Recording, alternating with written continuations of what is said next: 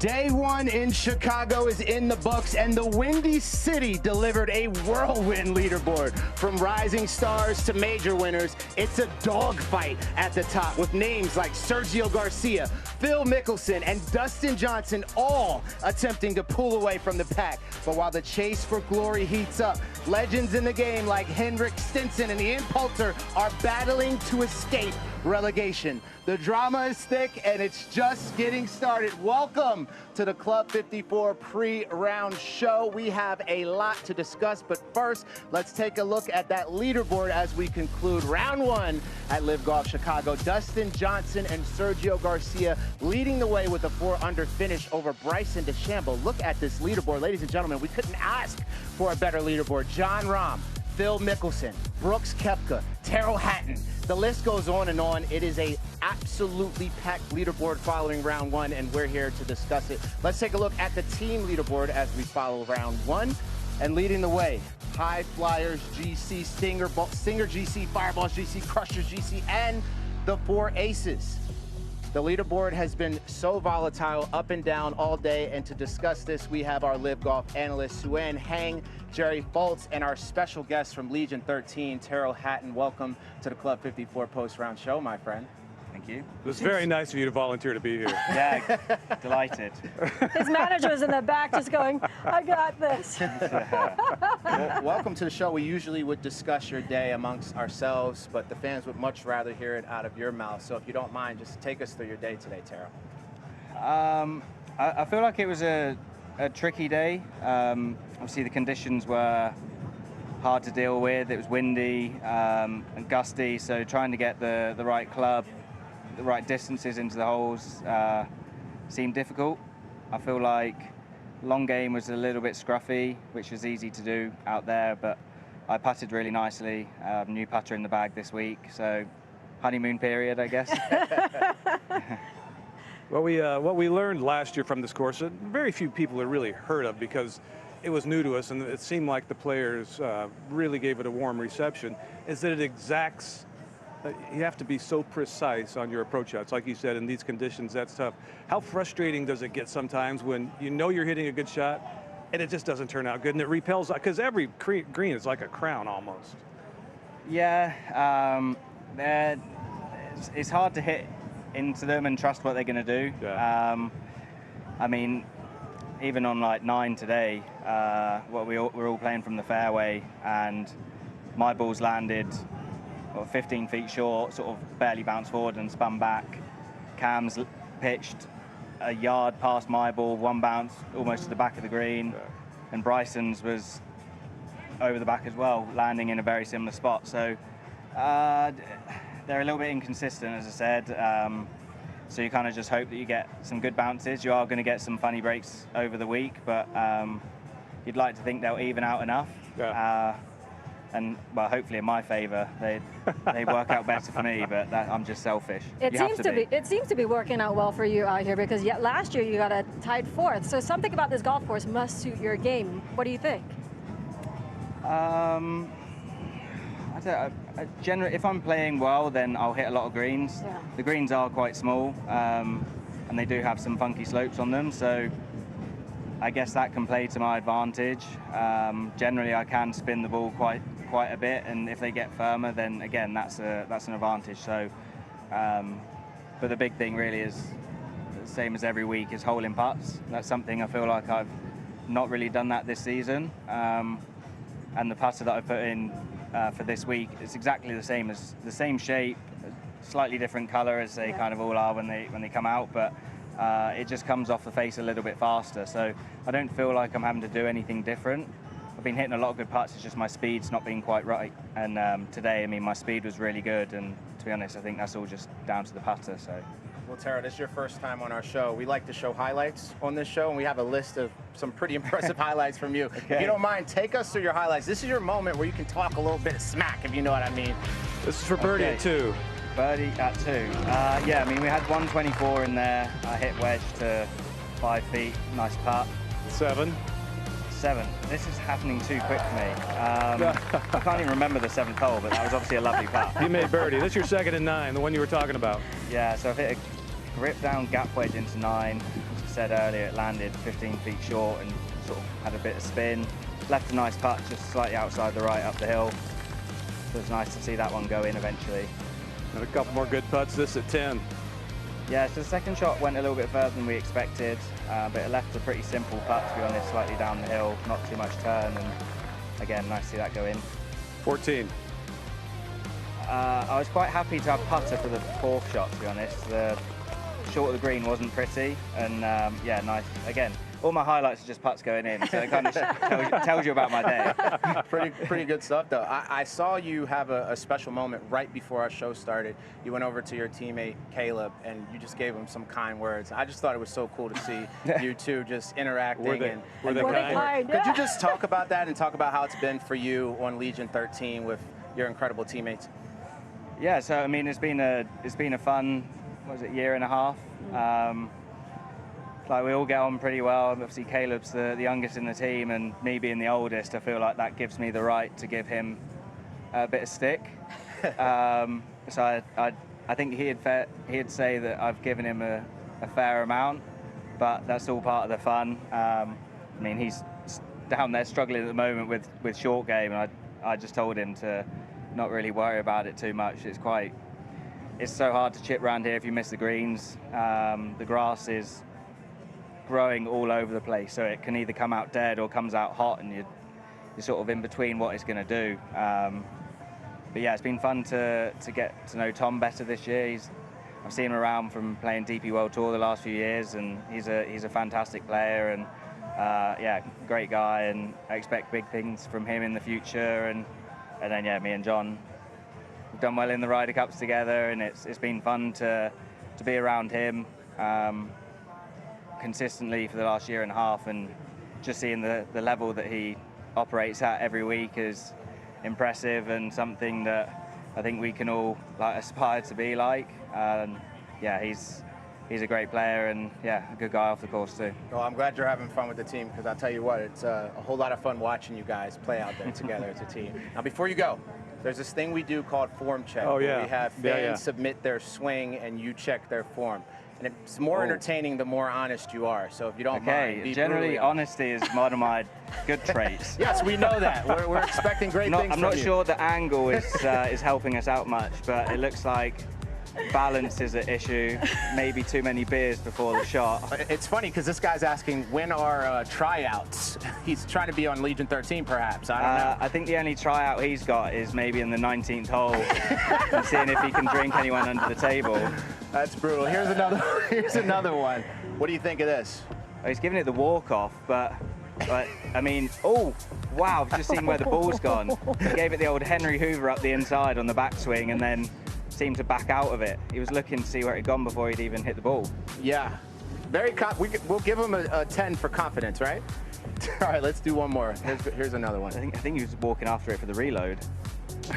All right, this is young James here. He just turned 4. That's a great effort. I don't know if you noticed his hat. That's a Legion 13 hat he's got. There we go.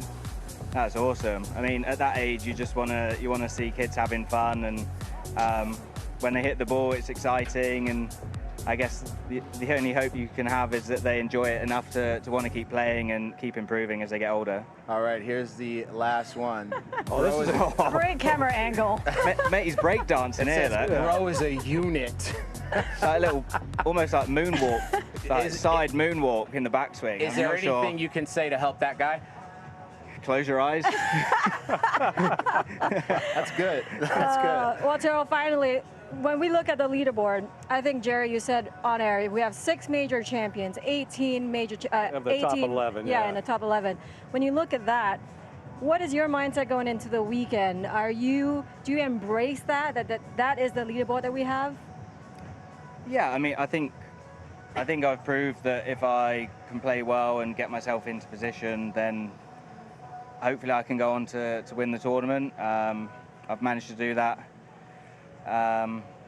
throughout the last few years of my career, so that's nice. And yeah, so you have to believe in yourself, and I feel like I'm more than capable of winning. It's very hard to win. I don't want to come across like it's easy. It's extremely difficult, but I guess what I'm trying to say is that I would back myself, and you have to do that, certainly out here when there's so many great players. Tyrrell, we'll see you here same time tomorrow. Yeah, see you there. Waterbury Open, yeah? Thanks for joining us, my friend. Good luck this week. All right, as you know, more to come on the Club 54 post-round show. And here's a tweet. The people love what they're seeing from Tyrrell Hatton. He's putting on a putting clinic. That putter was hot today, baby.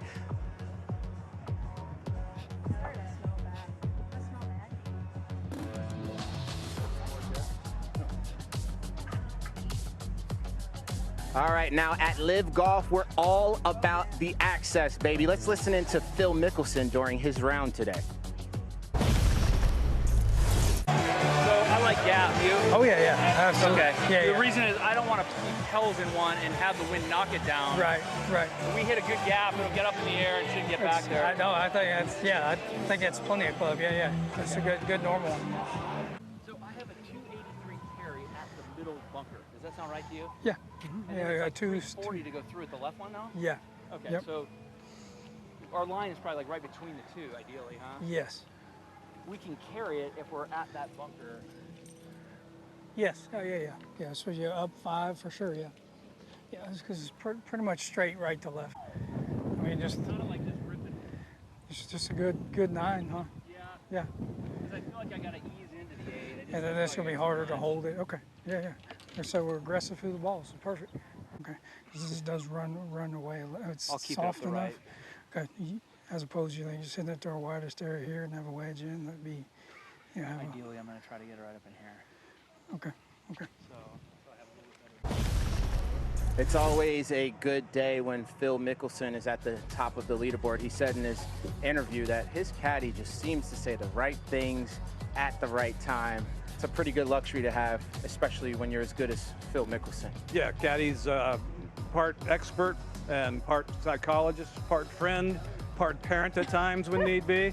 And John Yarwood does an incredible job. Phil called him one of the best caddies he's ever seen. I need a That's saying caddy in my lot. life. I need a caddy for my life. They are Jerry. a life coach. That's exactly what they are. They're a life coach with no We're going to contract. talk about Phil and some more leaders right now on the Club 54 post-round show.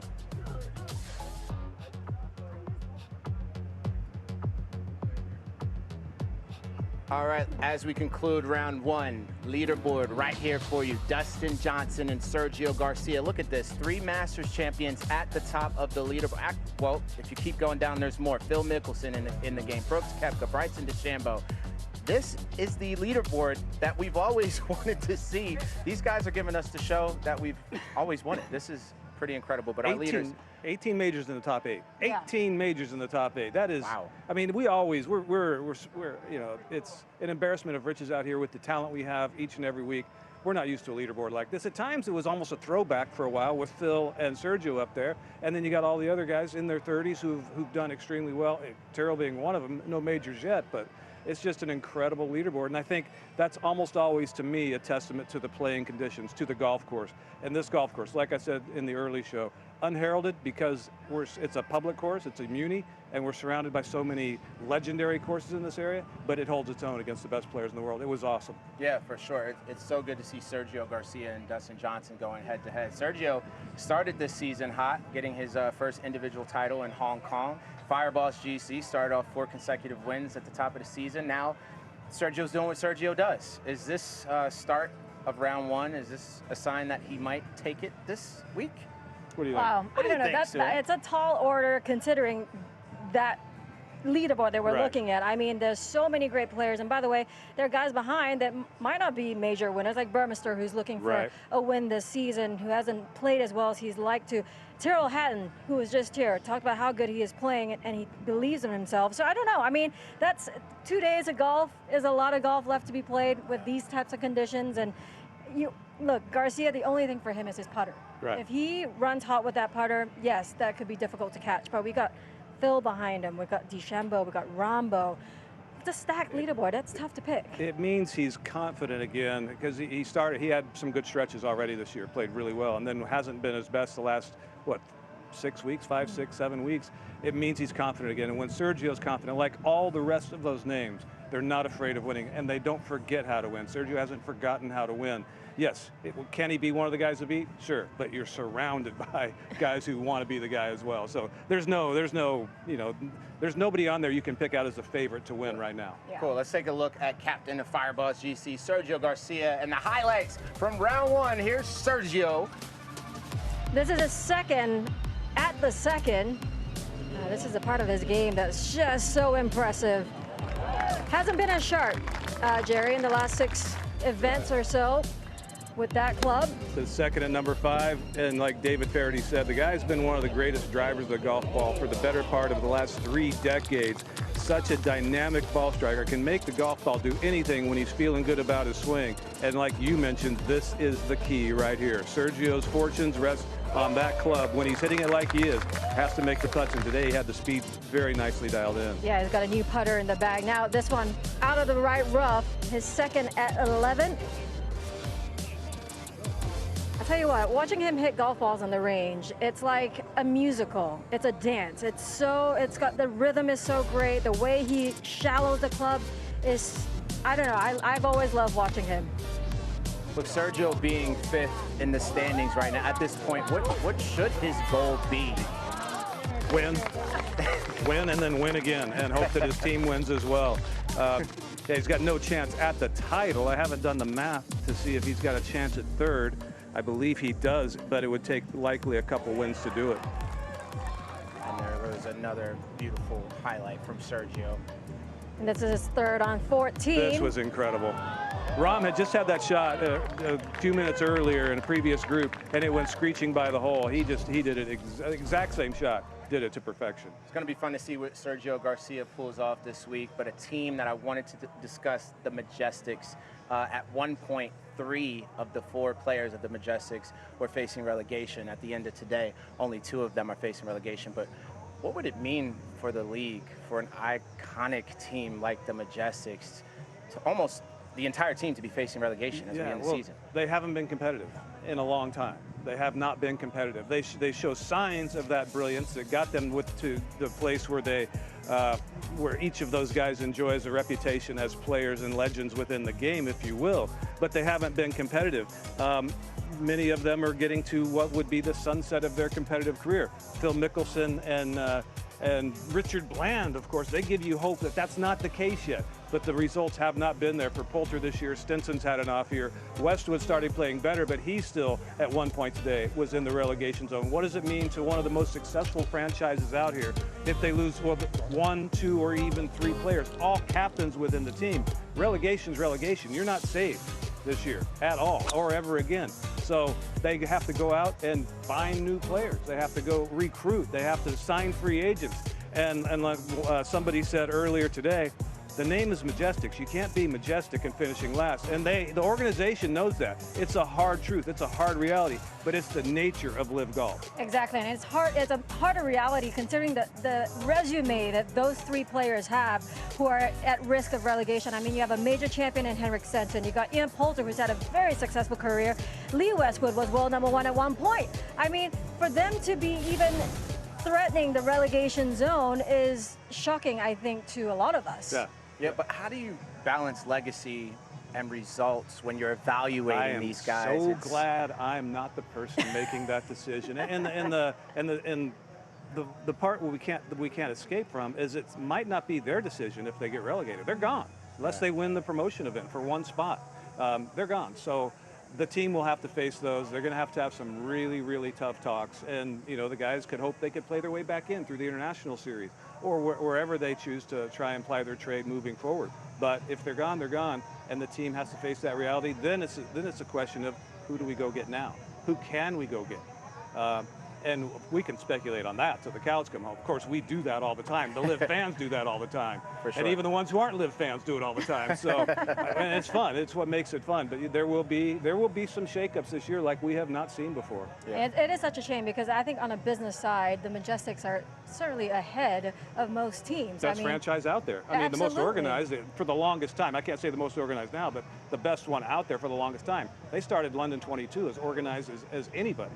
Yeah. Even the content, even the Majestics arms in the UK, these guys are they've been so innovative as captains on the team. So I agree. It'll be tough to see that happen if it does. Who do we think they're going to sign, Suan? Oh, Ooh, gosh, come on, Suan. What you got? No. We can't do That's at the 19th hole. We We'll will start speculate. rumors. Yeah, that's only a little while We can't away. talk about round one without talking about Phil Mickelson, who had a 3-under finish at the top of the leaderboard. I said it's always a good day when you see Phil Mickelson at the top of the leaderboard. How about Phil just continuously playing so well? I promise not to say this publicly, but I'm going back on my word. Now, it wasn't from Phil, but it was from somebody in his camp. And I asked him not that long ago, if Phil Mickelson, what percentage would you give me that Phil Mickelson believes he can win another major? Without hesitation, the answer was 100%. That's Phil Mickelson. That's his mind, the way it works. Nobody in the history of the game has had a mind like his and a belief like his. And it's a long-held axiom, long swing, long career. He has not lost a step, not much of a step swing-wise, power-wise. And if that's the case, he can still hit all the shots the kids can hit. And he's got that blessed short game. He's got that self-belief. The time builds a little mental luggage, scar tissue, if you will, in this game. He seems to be more immune to that than anybody else who's 55 years old. And if he can continue to keep his body in shape, that short game's always going to be there. The guy can contend.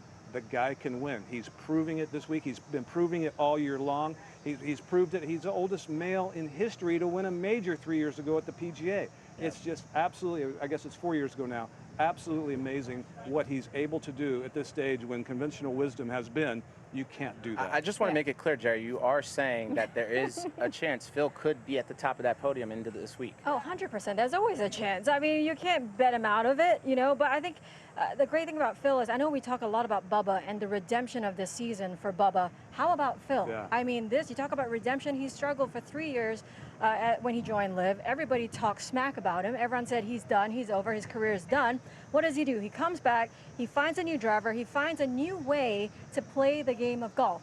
I spoke to people in his camp. He said, well, Phil is just trying not to play perfect golf anymore. He's accepted that, his game has changed. His body has changed. I mean, he's in his 50s. Yeah. So he's accepted that and realized, hey, look, I can play golf a different way now. I don't have to play it perfect. I don't have to play it the way that I used to, and I can still compete with these guys. And that is what is so impressive about Phil. And in the process, he had a second place finish at the Masters 2 years ago. So yeah, I think he can still do it. Yeah, Gotta I love think Phil. so. Hearing you guys talk about Phil makes me want to run through a wall, by the way. Thank you for that. We're going to talk more about the Chasers, John Rahm, Bryson DeChambeau, trying to catch up to Joaquin Neiman in the individual standings. Stay with us here on the Club 54 post-round show.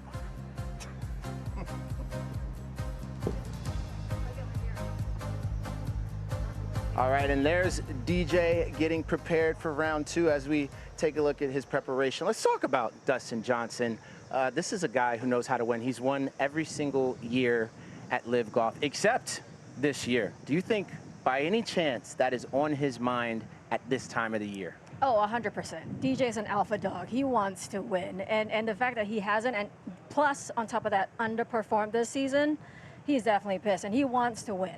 Yeah, no question. I mean, when you say is that on his mind, and certainly it would be for anybody else, but DJ happens to have, he thinks differently than other people. He has the shortest memory I've ever been around in professional golf. He has started off really well in some tournaments this year, a lot of tournaments this year, hasn't finished it yet. That is certainly something that builds up scar tissue, and that's something that's on his mind. And that's why he's out there right now after playing a great round of golf today and working on things, because he doesn't want to let another opportunity slip through his fingers. You can't control whether you win or not. A lot of that has to do with how the other guys play, but you can certainly control what you do, and that's what he is trying to do, committed to it, even though at times we didn't see, we didn't see that work ethic out of him that we heard was happening behind the scenes. We're seeing it every day out here now, every single day. What would you say, Jerry? What would you say, Suan? You guys know how he plays well. You know this course. What would you say his biggest challenge is going to be this week? That leaderboard. There's a lot and of competition. Flat stick. Yeah, And the his flat stick. Absolutely, yeah. Sure, yeah, there's a lot of competition on that leaderboard. It's going to be interesting to see what happens between Dustin Johnson, Sergio Garcia leading the way, but I loved to see Bryson at the top of that leaderboard as well. It will not be easy for a guy like Dustin Johnson to stay at the top, but it's absolutely possible.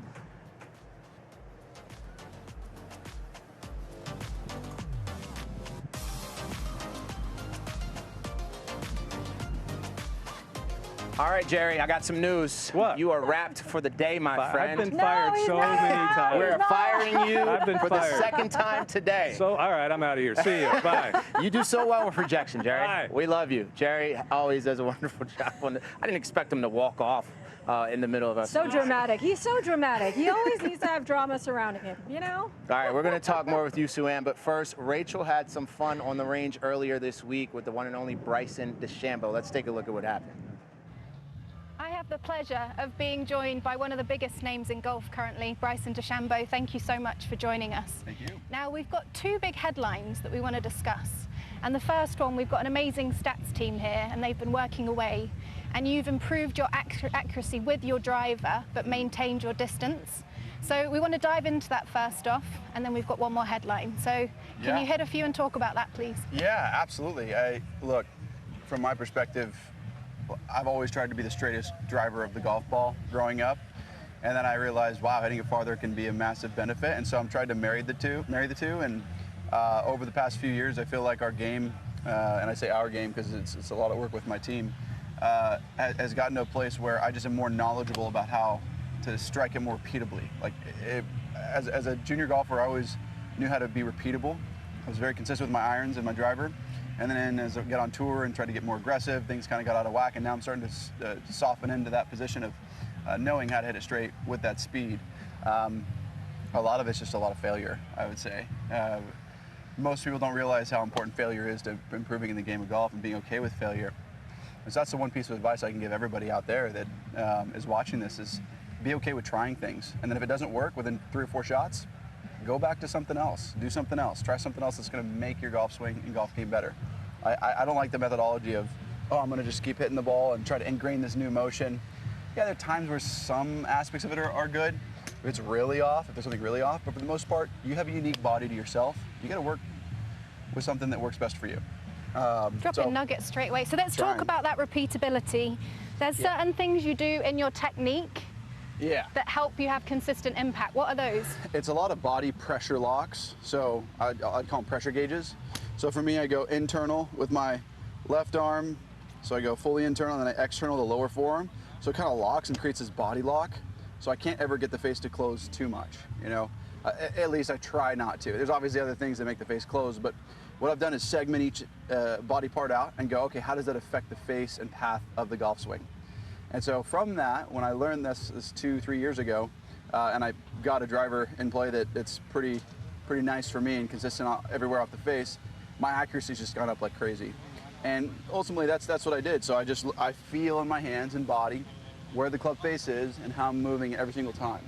One great drill to do is hit golf balls. Now you got to make sure there's nobody else really around you, but try to hit golf balls with your eyes closed and get really good at hitting the center of the face with your eyes closed. Can we see one? Am I safe? You're safe. You should be safe. Here, let me close the eyes. Here. So here, and then. So that's a toe ball, and they'll let the face open. And you can feel that through impact? Correct. And I know what I did. So as I get more comfortable with it, because that was my literally first swing of the, pretty much this session in a sense. Close my eyes. I can then start to hit it straight. There you go. And I want to talk about that a bit more, because we know you as a scientist. We know how much you love data. Yeah. But you know, you are also such a feel player. So how do you use the two together? Yeah, it's a great point. Everybody says, oh, you're the scientist and everything. And growing up, I was actually an artist. Like, part of my craft is creativity. And through that creativity, I work off of basic fundamentals of the laws of nature. And I was like, look, I know I'm creative. I know I'm artistic and have a bunch of unique thoughts and feels about my body. I can feel things differently than most. But how do I back it with something that gives me a distinct advantage? And so I went down the rabbit hole of the scientific method of trying to figure out what's the most consistent way to swing a golf club. And I went down different swing methodologies and trying to figure it out. And then ultimately I realized I've got to be repeatable in what my golf swing allows me to do, in my own self. And from that, I then said, okay, how do I maximize that possibility of swinging it as repeatable as possible? All I mean by that is I took my feel, I learned a bunch of science around it, and then from that, I said to myself, all right, let's bring it back to a field basis, an athletic basis. I was a good volleyball player in high school, could jump, 10-foot line it. Great hand-eye coordination with ping pong. Ping pong helped tremendously with my hand-eye coordination, give me good feels. And so I used a lot of other sports to help engage in the game of golf. And so from all the science and the numbers, as I keep learning of what's, the better face curvature, the proper shaft flex, weight, swing weight, you name it, all the things that are important to being successful in the game of golf, I then went, all right, how do I just repeat my motion as consistently as possible? And that's when I went into the body mechanics and going, okay, if I'm pulling it, how do I get the body into a position where I'm not pulling it? And that's the way I think. And then I just play golf in my head. So when I'm hitting golf balls, I'm literally playing golf pretty much almost with my eyes closed, in a sense. I'm just feeling it all in my head. I don't play golf with my eyes closed, but literally, everyone's going to be trying that at home now. I'm sensing the golf club throughout the whole entire golf swing, and trying to make every single shot much like the driving range. And so, as much as you've got internal, external, in ranges of motion. Yeah. How does that affect your feel? So it actually applies more pressure to that area. So like if I was to turn your wrist, for example, if I was to take your wrist and I was to go here and I was to turn it all the way, so relax the upper, just relax. If I was just if you're just going like that, that's a barrier, right? And there's if you hold yourself in that position, you feel pressure there. You can feel it. Yeah. So if you're here, well, you don't know if you're moving just a little bit, so right? True. Yeah. So the more you get it closer to this end ranges, so you go full upper internal, and then you go full external. There you go. Now you can grip the club. So I learned how to lock the body into place and feel pressure. And so it heightens the feel. Yeah, I actually use pressure and it applies to feel very nicely. Amazing. And another big headline which we have to speak about, you've been trialing and developing all year the golf ball. Yeah, I mean, I haven't been doing it. I've had somebody else do it. You've been in the lab. For me, but I've been giving my input, and Cam Smith won with this golf ball that I've been talking about for quite a bit, and it's right here. It's the dimple edges are a little different. You probably can't see it much differently, but as you look at the dimple edges, it's a much different dimple design. You can't really see a crazy amount of difference, but when you're up and close to it, you'll see that there's steeper edges and whatnot. But this is just a different aerodynamic package for us. And when you change the aerodynamics, it changes other levers.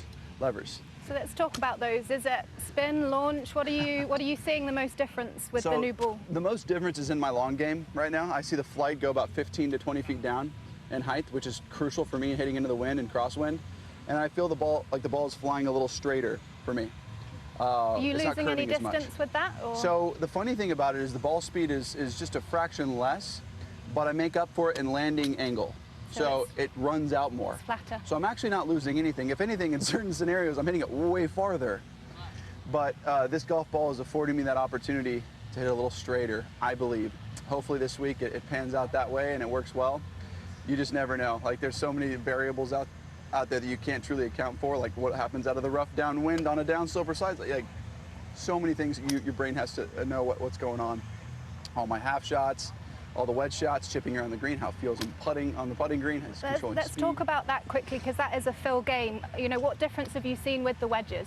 Yeah, I would say it's pretty interesting. It is coming off and flying a little lower. I see, wedges are more ballistic. What I mean by that is it's really the core construction of the ball. It's not necessarily the aerodynamics. It's not moving fast enough to move wind around it that makes the arrow affect it a lot.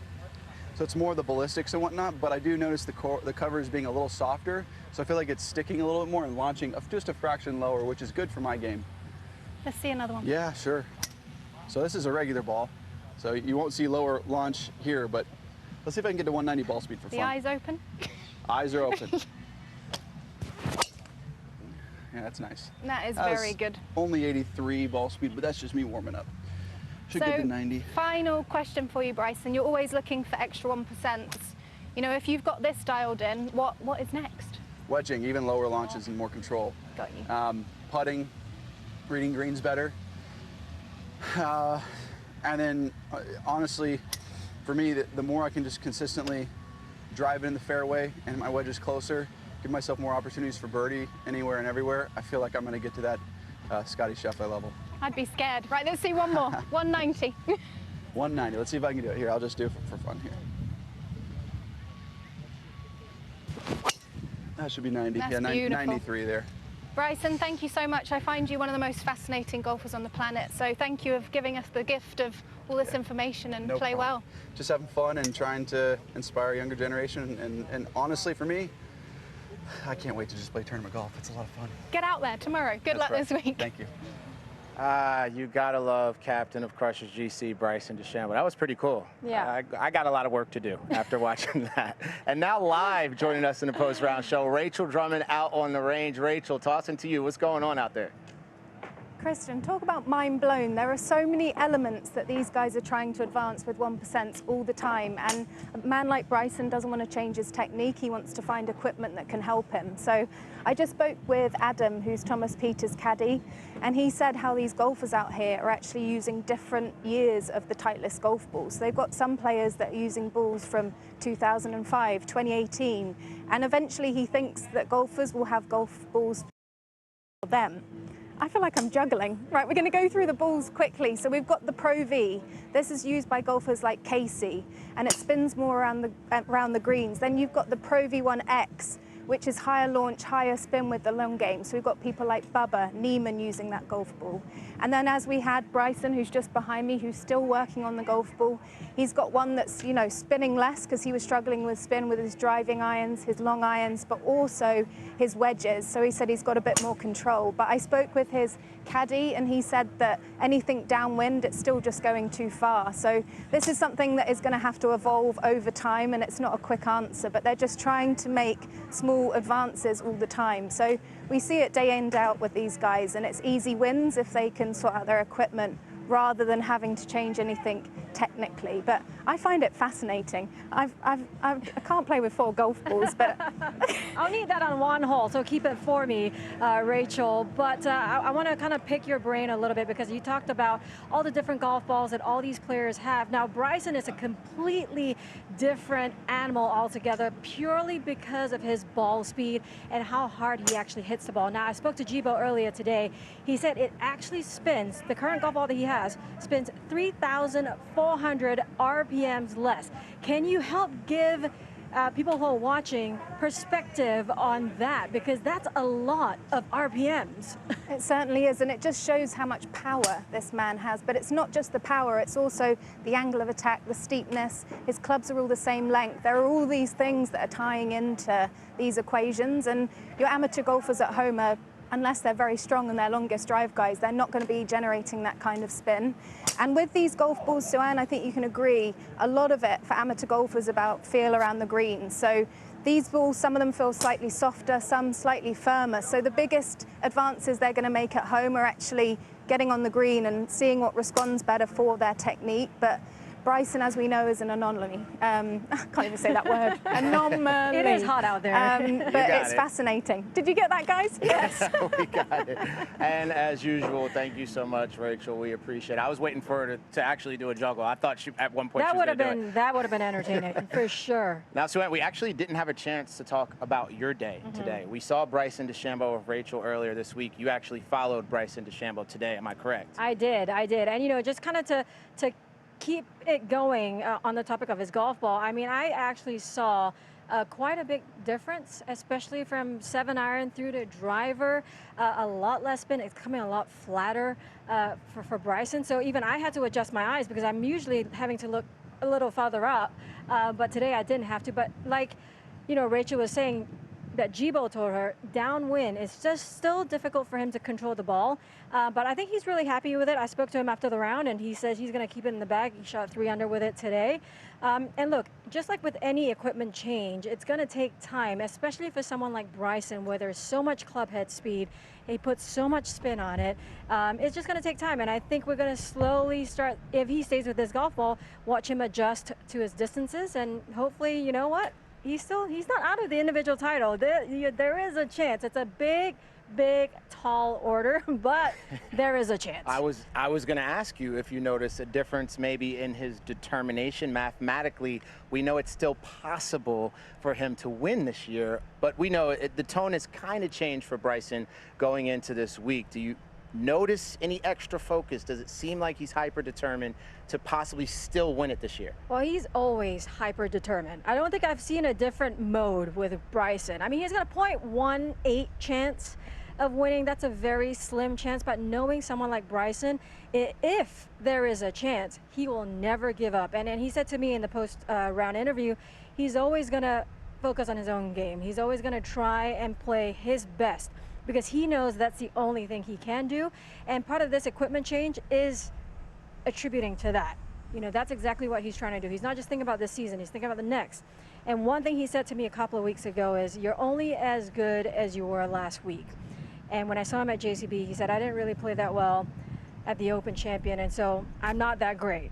And, you know, coming from someone like him who's achieved so much is just shows you how humble is, number one, but also how determined he is to continue getting better and better and better. I'll tell you what, Sue Ann, and I know the fans will agree, if Bryson wins this week, oh boy. Game on. Game on. It's going to be fun. More to come. We're going to get some final thoughts from Sue Ann.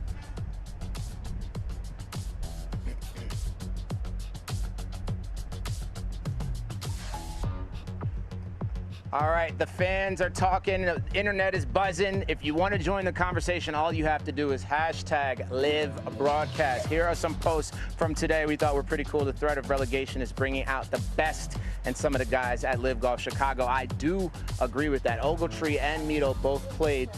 That's an interesting thing, which I want to talk to you about in a little bit, Sue Ann. Bolingbrook looking crispy early with the win and the heat. It'll be crazy for him by Sunday. If you guys want to see your tweets or posts, you can post pictures and videos, by the way. Hashtag LIV Broadcast. Join the show. Really not the leaderboard I was expecting to wake up to in LIV Golf Chicago, but I like it. Yeah, I like it too, Nico316. I like it a lot. And people are happy to see Mito Pereira finally heating up, which we're going to talk about here. He's fighting for his life to get out of that relegation zone. He started, I believe, in 53rd at the top of the day. I don't think anyone truly appreciates how ridiculous this is from Phil Mickelson. No, I disagree with you. I think everyone appreciates how ridiculous this is. We love Phil. Keep it coming, Phil. Keep it coming. All right, here's another post. Back like he never left, baby. I couldn't agree more. Actually, he never did leave, so. No, he had a bit of a lull in the season, but he's back. How about this one? Brooks wins LIV Chicago, and he's on my Ryder Cup team. That's a great point to think about, because I'm sure, look, he probably thought he's completely out of it. Now, if he starts trending, I don't know. I'm just saying that it could start a conversation, is what I'm saying. And we have a Range Goats fan here, getting a little cameo on the show. We hope you enjoy it. We hope you get to see this. And it looks like they had a great time. So shout out to Christy for the wonderful post. And if you want to join the conversation, all you have to do is hashtag LIV Broadcast. You might see yourself on the show.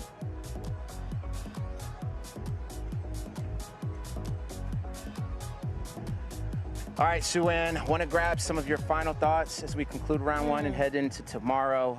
What's top of mind? Who are you watching? Who's on your eye? Well, just like kind of going through all those tweets, right? A lot of people mentioned Mito Pereira. Now, another name is Andy Ogletree. I think I'll be keeping my eye on, obviously, the actual leaderboard and how great it is, but I'll be keeping my eyes out on the relegations. And I know Mito Pereira, Andy Ogletree, all in the danger zone there. They had great rounds today. There's something about the players that when they have their back up against the wall, they tend to really shine. When they don't have a choice and they just have to play well, they show up. And look, Mito is a talented player. He was a putt away from winning a major championship, and now he's struggling all season long, you know, and he's got a lot of support from his team. Andy Ogletree won 3 times on the International Series. He was such a promising player, still is a promising player. He's just going through a difficult time. He had an injury, had a wrist surgery, had to try and come back in form. It's difficult out here, man. It is difficult. There's no place to hide. If you just have a little bit of an off season with only 13 individual events, it is so difficult to gain points. It's got to be hard. I mean, Mito Pereira, he hasn't had an under par finish since round 3 in Korea. Insane. And for him to come back in this moment when he really needs to, I mean, that's not an easy feat. It's going to be an interesting week for those guys, for sure. Absolutely. I mean, I'll be keeping a close eye out on the relegation zone, that's for sure. We got a couple of seconds left. Sue Ann, do you have any final words for the fans watching here? Watch tomorrow. Doesn't get any better than this. It doesn't get any better than this, ladies and gentlemen. Thanks for watching the Club 54 post-round show. Peace.